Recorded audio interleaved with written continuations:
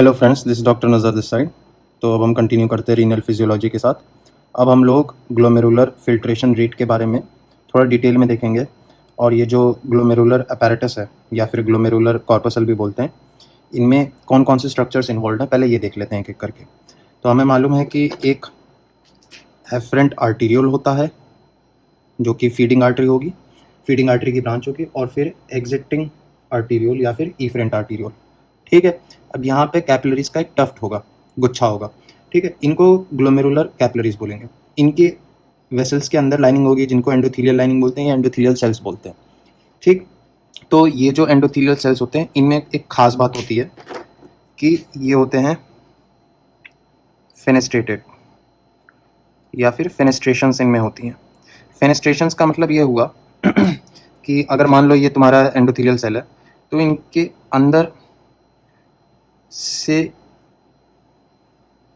Channels ऐसे available होंगे।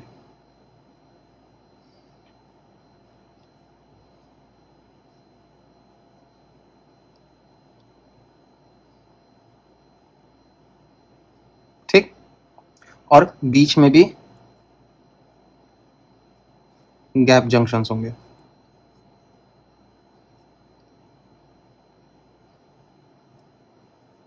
तो दो तरह से अवेलेबिलिटी होगी स्ट्रक्चर्स को पास थ्रू करने के लिए। एक तो फेनेस्ट्रेशंस होंगे जिनको मैंने ये बताया है, एंडोथीलियल सेल्स के through and through channels available होंगे, और गैप जंक्शंस होंगे जो दो एंडोथीलियल सेल्स के बीच में गैप होगा। ठीक है, एक तो ये बात हो गई। इनकी जो फेनेस्ट्रेशंस हैं ये स्ट्रक्चर्स अराउंड 50 to 100 नैनोमीटर तक साइज के स्ट्रक्चर्स को पास थ्रू होने देती हैं। ठीक है।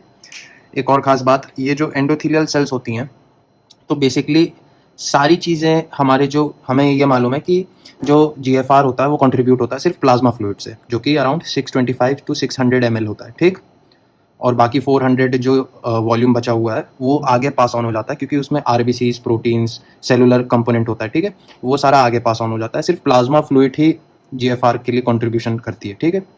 तो फिल्टर हमारा सिर्फ प्लाज्मा फ्लूइड होगा। तो प्लाज्मा फ्लूइड में अलग अलग वेस्ट प्रोडक्ट, मेटाबॉलिक प्रोडक्ट्स हो गए, कुछ इलेक्ट्रोलाइट्स हो गए, जो भी सॉल्युबल कंपोनेंट है वो फिल्टर आउट हो सकता है। ठीक है। फिर उसके बाद एक अगली लेयर है जिसको ग्लोमेरुलर बेसमेंट मेम्ब्रेन बोला गया है। Basement membrane. ठीक। ग्लोमेरुलर बेसमेंट मेम्ब्रेन ध्यान से देखोगे तो ऊपर की तरफ से हमारा एंडोथीलियल लेयर है, नीचे की तरफ से पोडोसिटिक लेयर है। ठीक। तो लैमिनार आरा इंटरना इसको बोलेंगे, और इधर से जो एक लेयर होगी उसको लैमिना रारा एक्सटर्ना बोलेंगे। ठीक। और जो बीच में ब्लैक कलर का एक स्ट्रक्चर है वो बेसिकली कोलेजन फाइबर्स है। ठीक है, कोलेजन फाइबर से बना होता है ग्लोमेरुलर बेसमेंट मेम्ब्रेन, और वो होता है टाइप 4 कोलेजन। ठीक है। तो हमें बेसिकली जो फिल्ट्रेशन का जो बैरियर है उसके 3 लेयर्स ध्यान में रखने हैं, endothelial layer, glomerular basement membrane, और फिर पोडोसिटिक लेयर। ठीक। तो हमने एंडोथीलियल के बारे में देख लिया, उनमें गैप जंक्शंस होते हैं, फेनेस्ट्रेशंस होते हैं। ठीक है। फिर उसके बाद ये जो ग्लोमेरुलर बेसमेंट मेम्ब्रेन होता है ये एक तरह से सेमी परमिएबल मेम्ब्रेन होती है जिसके थ्रू से फ्लूइड पास ऑन हो सकती है, और फ्लूइड के अगर अंदर सॉल्युबल सब्सटेंसेस हैं तो वो भी पास ऑन हो सकते हैं, पास थ्रू हो सकते हैं। पोडोसिटिक लेयर जो होती है, तो यहाँ पे अगर इस डायग्राम में देखो तो एक पोडोसिटिक लेयर ग्लोमेरुलर अपैरेटस की तरफ है और एक बाहर की तरफ से है जो कि कंटिन्यूअस में है इसके साथ। तो इस वाले को हम लोग बोलते हैं विसरल पोडोसिटिक लेयर, और इस वाले को हम लोग बोलते हैं पैराइटल पोडोसिटिक लेयर। ठीक। तो यहाँ पे जो मैंने बनाई है तो विसरल पोडोसिटिक लेयर होती है, इनके पास फूड प्रोसेसेस होते हैं इसलिए इनका नाम है पोडोसाइट्स। ठीक। ये पोडोसाइट्स के बीच में जगह होती है। ठीक है, बीच में जगह होती है, तो उनके थ्रू अराउंड 50 नैनोमीटर्स तक के मॉलिक्यूल के साइज पास थ्रू कर सकते हैं। लेकिन दिक्कत यहाँ नहीं है, दिक्कत ये है कि स्ट्रक्चरल प्रोटीन्स भी इनके बीच में होती हैं, कनेक्टिंग स्ट्रक्चरल प्रोटीन्स जिनका नाम होता है, ये बने होते हैं नेफ्रिन और पोडोसिन। दो तरह के स्ट्रक्चरल प्रोटीन्स होते हैं जो कि इस गैप के गेटवे में लगे होते हैं। तो ये जो स्ट्रक्चर होते हैं इसकी वजह से फिर अराउंड सिर्फ 5 से 8 नैनोमीटर तक के साइज के स्ट्रक्चर्स पास थ्रू हो सकते हैं। ठीक है, तो हमने लेयर्स देख लिए और स्ट्रक्चरल जो पोर्स हैं, स्लिट्स हैं, वो देख लिए। अब ग्लोमेरुलर बेसमेंट मेम्ब्रेन जो बनी हुई है, तो ये जो स्ट्रक्चर बना हुआ है इसमें नेगेटिविटी होती है, मतलब ये नेगेटिव चार्ज से कोटेड है। ठीक है, अब हम ये देख लेते हैं कि ग्लोमेरुलर बेसमेंट मेम्ब्रेन की नेगेटिव चार्जेस किस वजह से प्रोड्यूस होते हैं। ठीक है, तो यहाँ पे मैं लिख लेता हूँ ग्लोमेरुलर बेसमेंट मेम्ब्रेन नेगेटिविटी किस वजह से प्रोड्यूस होती है। तो ग्लाइकोजामीन ग्लाइकेंस, ये शुगर्स होती हैं, जैसे कि हेपेरन सल्फेट हो गया, हेपेरन सल्फेट, ठीक, सियालोग्लाइकेंस हो गए। ठीक है, तो इस तरह से बहुत सारे ऐसे शुगर मॉलिक्यूल्स होती हैं जो कि इस ग्लोमेरुलर बेसमेंट मेम्ब्रेन को नेगेटिविटी देती हैं। ठीक है, तो अब मैं यहाँ पे ये जो पूरा बैरियर है, फिल्ट्रेशन बैरियर, एक समराइज फॉर्म में लिख देता हूँ कि अल्टीमेटली क्या क्या चीज़ें पास थ्रू हो सकती हैं, क्योंकि सिर्फ 5 to 8 नैनोमीटर्स के डायमीटर के स्ट्रक्चर्स पास थ्रू हो सकते हैं। ठीक है, अब हम लोग यहाँ पे फिल्ट्रेशन बैरियर के लेयर्स को यहाँ पे लिख दिए हैं हमने। तो जो पोडोसिटिक लेयर होती है, जहाँ पे मैंने बताया था कि नेफ्रेंस और पोडोसिन के जो प्रोटीन्स होते हैं, तो वो बेसिकली उन गैप्स को हम लोग बोलते हैं या गेटवे को बोलते हैं स्लिट डायफ्राम्स या तो स्लिट पोर्स भी बोलते हैं। ठीक है, तो अब हम लोग ये देख लेते हैं कि बेसिकली ग्लोमेरुलर फिल्ट्रेशन बैरियर,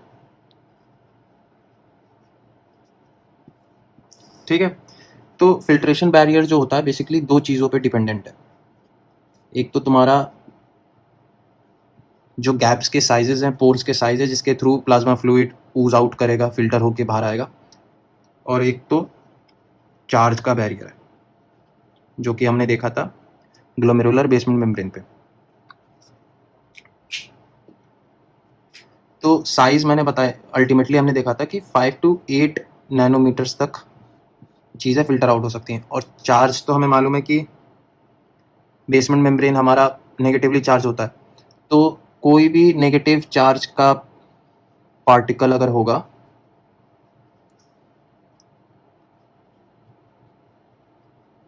वो फिल्टर नहीं हो सकता, क्योंकि नेगेटिव से नेगेटिव रिपेल करेगा। मैं यहाँ पे, ये मेम्ब्रेन थी हमारी, ठीक, और इस पे नेगेटिव चार्जेस हैं। ठीक, तो मान लो यहाँ से ब्लड वेसल ग्लोमेरुलर कैपिलरी जा रही थी, तो कोई भी चीज़ जो नेगेटिव चार्ज होगी वो वापस रिपेल होगी,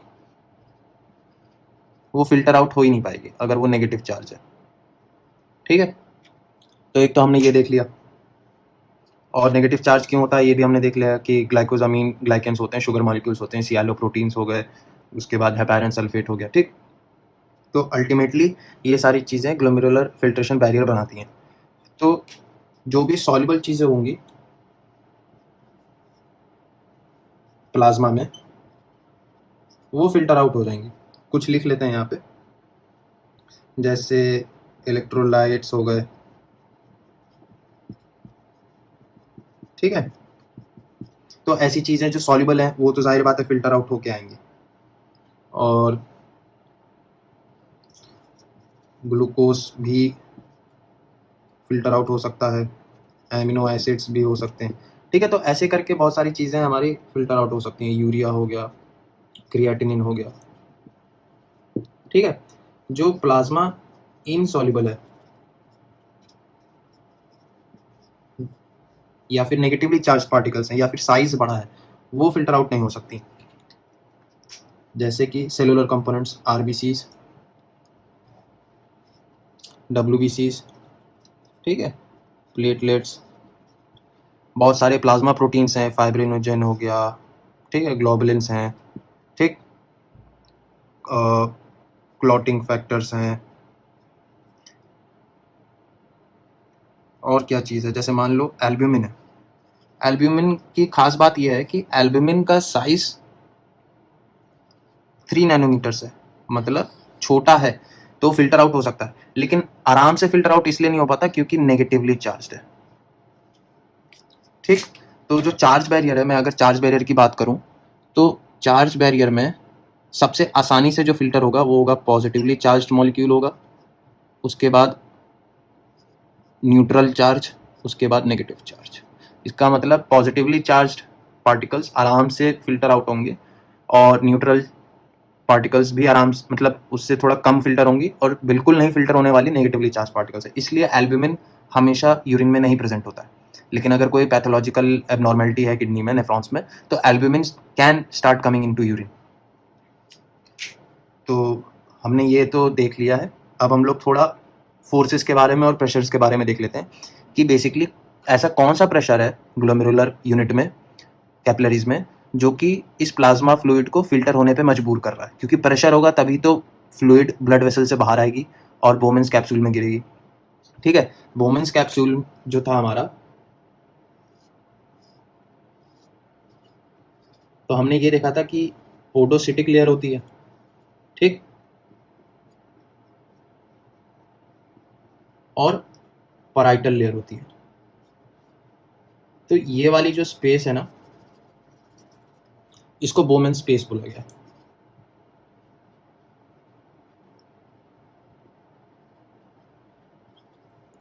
तो अब हम लोग प्रेशर्स के बारे में बात करेंगे।